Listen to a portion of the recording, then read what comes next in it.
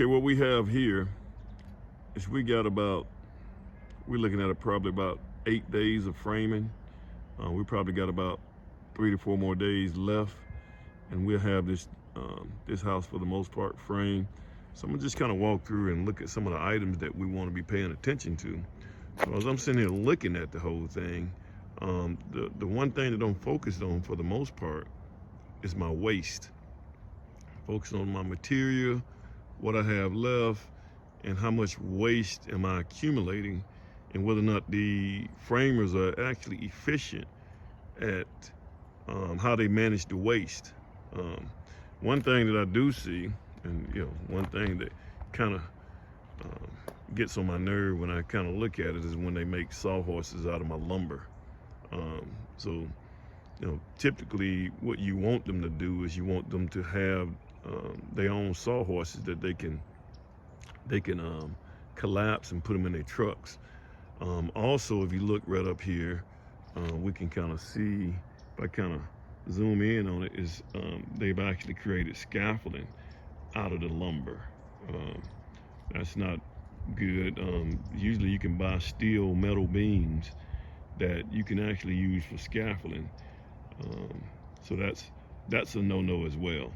So I'm gonna keep going through this thing here.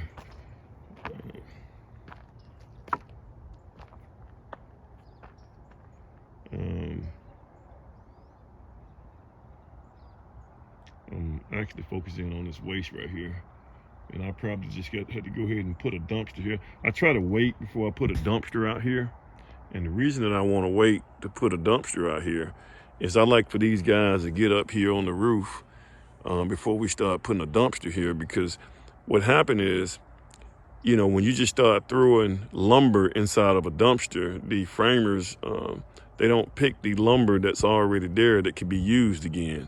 In their mind, out of sight, out of mind. So when you put it in a dumpster, especially a 30-yard dumpster, those things about 6 feet tall. So you can't see the waste anymore. So you can't see items where you can use other items inside of this house, as far as dead wood and etc. And I'll go into detail on what dead wood is. Right here, it looks like the guys have came out to do the porch pan. They didn't finish it. We got a pan right over here. This part hadn't been put in yet, and I just wondered, did they get the measurements off? That's neither here nor there. That would be a mistake that they made if they got the measurements off. But this little part right here, and here's another part to where the framers kind of put this up here before they got the porch pan in, so that it would be a little safer for them to enter into the house. So that right there has to come up, and it may be that they want me to have that taken up first, so they can put the porch pan here.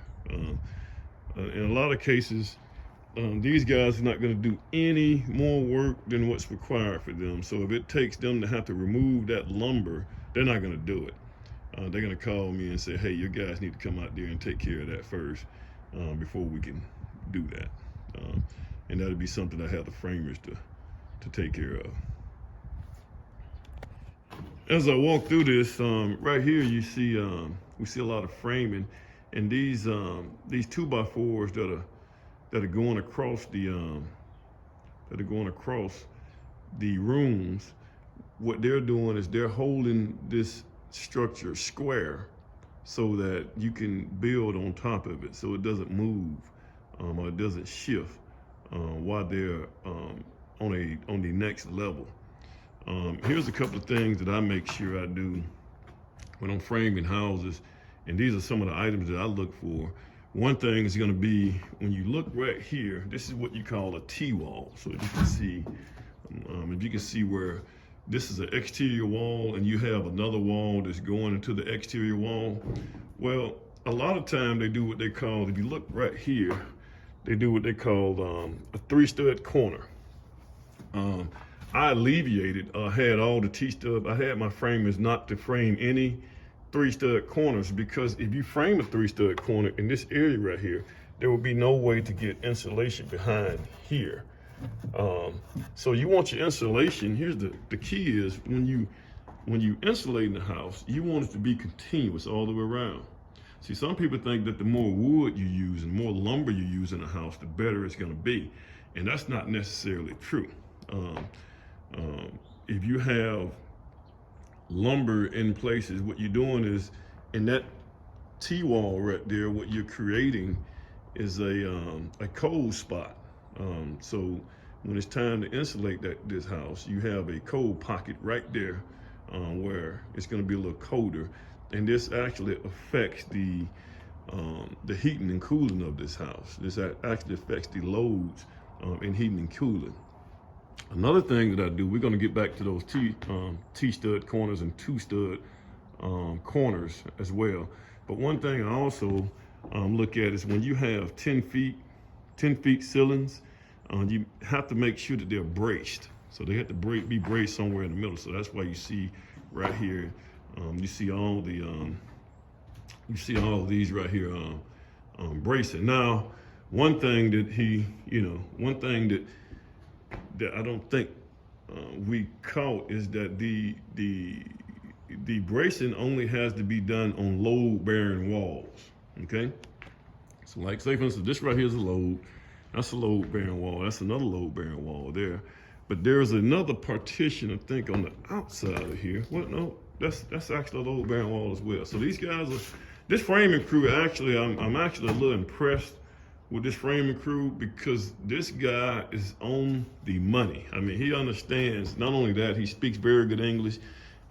He understands loads. And right here, if you look at this right here, we don't have a header on this opening right here. If you look at this opening right here, there's no header. There's a header right here, but here's the thing. This is a load-bearing wall. Header is required. Right here, this is a non-load-bearing wall. Header is not required. Now, header is going to be usually a 2x10. So if we can go through all just our room partition where you don't have any load-bearing walls, you can actually save a lot of lumber in that way. Okay. Also, if you look at your once again, when we look at our corners, we actually have what they call two-stud corners. Okay. If you look right here, we can actually slide insulation into this right here area to where when you look at this wall right here, the insulation is going to be continuous all the way around.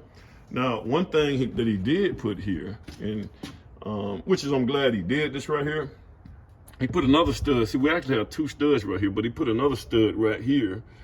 This stud right here is put for what this is called deadwood. This is so that when we put the sheetrock in, the sheetrock installer has a place to attach your sheetrock screws to. So that was put there. Now I do have, I left them downstairs. I do have sheetrock clips that we didn't, we're gonna do the same thing on the walls, but we're not gonna do the same thing on the ceilings. I'll show you when I get up there. Once again, we got dead wood up there. That's dead wood so that you have something to attach the sheetrock to. So these are some of the things I'm actually looking at, and I'm actually paying attention to, making sure we have our headers. This is another T-wall right here where we can insulate right behind there all the way around to the other side.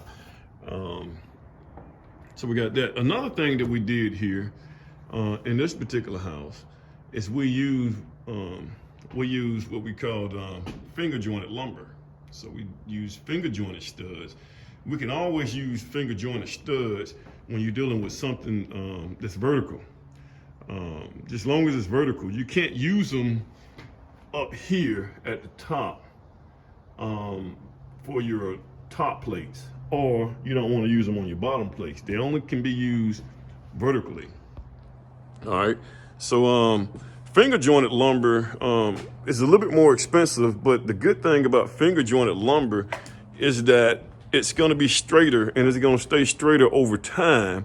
And the reason that it's going to stay straighter over time is because when, moisture always moves in and out of this lumber all the time. And if it's just one if it's not different pieces of lumber, it's gonna cause the whole lumber as a whole to start moving. And a lot of time it causes it to bow. And you don't see those bows and the bending of the walls until you actually start putting the sheetrock up. And that's usually around about maybe 2 or 3 months after you have started the construction job.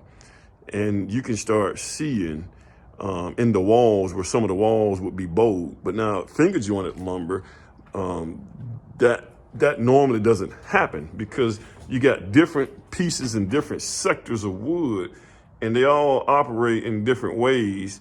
And it's not that long to where it will cause that lumber to bow. That's another thing that we look at. Another thing I'm also looking at too, I'm going to look up here in the ceilings. A lot of my eyes are going to be drawn up. Okay. So now another thing I'm going to be looking at is I'm looking right here. We are spanning, this lumber right here is spanning about 19 feet. Okay. It's going about 19 feet. So one thing I'm going to do is I'm going to look into the code book, the International Residential Code, and I'm going to see the span chart. We're going to look at the span chart. So in this case right here, if you're looking in this room, this right here is that's a 19 feet span. So what we have to have is each one of these ceiling joists, upstairs you call them flooring joists, they have to be spaced at 12 inches on center, and they have to be 2 by 12. And if that's the case, you actually can span 19 feet 4 inches. I have to look back at the span chart, but we do meet the span chart. We do meet that, the chart compliance. This room right here as well. So this is a 19 feet span. Now, okay, what we have here, this is the International Residential Code book. And this is the code that Shelby County, unincorporated Shelby County has adopted for its building codes. So in order to find the distance that we are allowed to span, what I like to do is I like to go through this code book, and I think every builder should have a copy of the code book. So you don't just have to depend on the inspector telling you the right thing. A lot of inspectors, what they do is they have been doing something a certain way for so long, sometimes they don't even go back and look at the code, especially when you have updates and changes. They just remember how they used to do it, and that's the way they do it. But right here, I'm looking at spans, okay? And I'm gonna go to wood allowable spans. So when we go here, you can find that in section R502.3 and also R802.5. So I'm gonna try R502.3. By the 502, that tells me what chapter that this is gonna be in.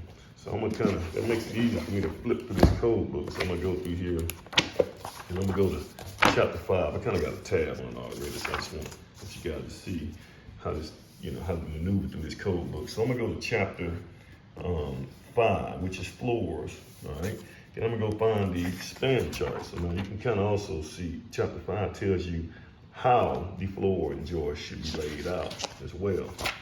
So I'm gonna go here, and I'm actually right here. We have, I'm gonna go to this table, which is floor joist for common lumber species, and it's residential sleeping area, live loads.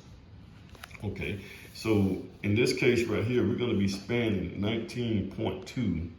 If you look at how this works, it's 19.2, 24 inches, all these are inches. But we're gonna find what we did. We actually spanned this thing, as you see, 12 inches on center, all right?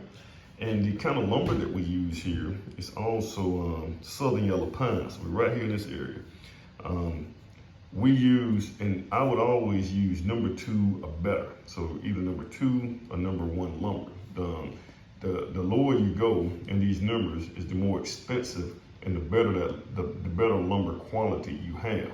Most builders in this area are going to use number 2 lumber, okay? Number 2 or better. You don't ever want to go to number 3. That's kind of your bowed up lumber. It's just the worst, the scrap type lumber. So we're going to use number 2. And then we're gonna go up here and look, this right here is 2 by 12s, all right? And remember, we're spacing at 12 inches on center. So we're gonna see what the allowable span is gonna be. So that allowable span here on 2 by 12s is gonna be 19 feet, 1 inch. So we can't go over 19 feet, 1 inch on a live load floor. So then I'm gonna go here and I'm gonna grab the set of plans that we have here. So I'm gonna grab these plans.